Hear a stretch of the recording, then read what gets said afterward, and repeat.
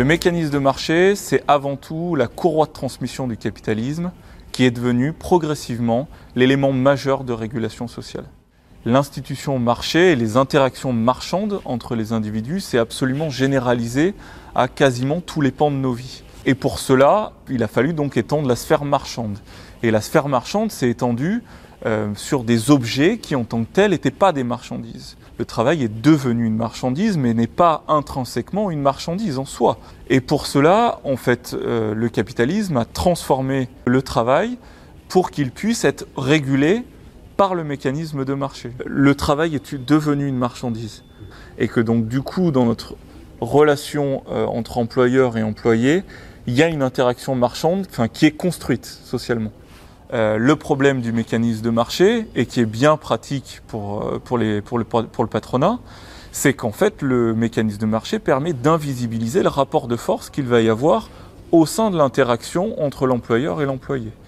Et donc, du coup, de ce fait, on a tous fait la meilleure expérience de se retrouver individuellement face à un employeur et de ne pas nécessairement obtenir le salaire, donc le prix du travail auquel on va vendre notre force de travail, à un niveau qui est censé rétribuer correctement notre travail.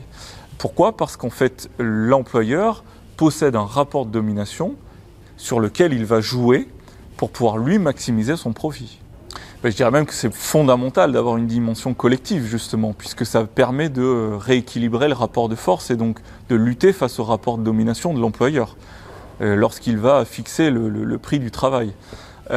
Et de fait, le mécanisme de marché est problématique dans la mesure où, justement, pour qu'il fonctionne correctement, il faut que ce soit individu face à individu. Et donc, du coup, c'est pour ça que les libéraux veulent faire sauter toutes les dimensions collectives au nom, justement, du fait que ça perturbe le bon fonctionnement du mécanisme de marché. Une quantité non négligeable, voire majeure, de tous les pans de notre quotidien sont devenus des interactions marchandes, parce que le capitalisme a besoin d'étendre la sphère marchande.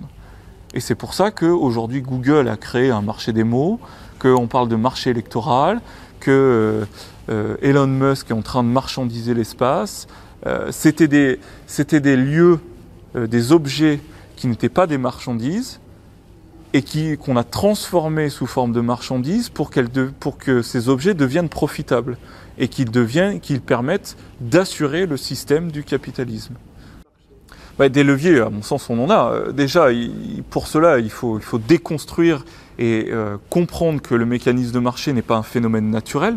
Le mécanisme de marché, c'est devenu un système de régulation sociale, mais ce n'est pas un élément naturel de nos interactions humaines.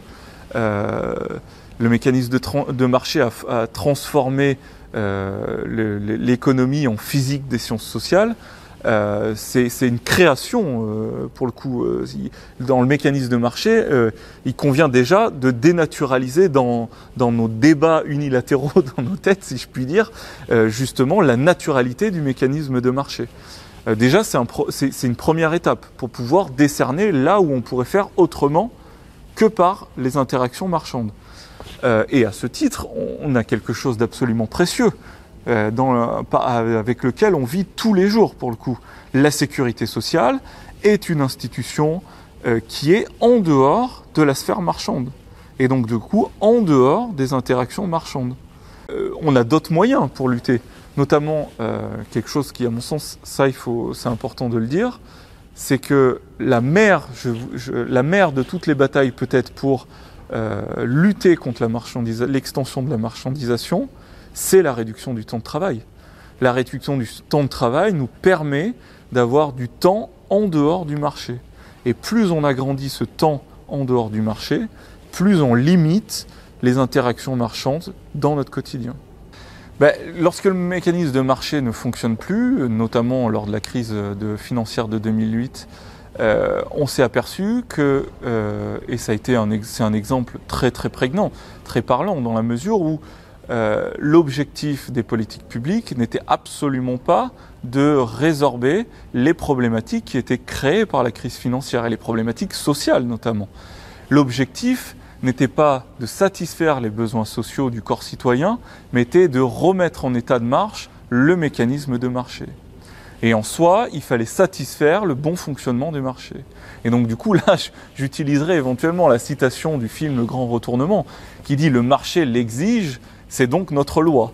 C'est-à-dire qu'on ne doit plus résorber les problématiques sociales par des politiques publiques à destination du corps citoyen, mais on doit assurer le bon fonctionnement du marché pour que lui résorbe les problématiques sociales. Et donc là, on est sur en fait une décentralisation, une externalisation de la décision, de la délibération politique vers le mécanisme autorégulateur du marché. Et donc du coup, les citoyens sont dépossédés de leur pouvoir de décision politique, de comment doit fonctionner notre société, puisque c'est le marché qui assure cette fonction-là. La dimension collective, elle permet de lutter, notamment sur la question des salaires.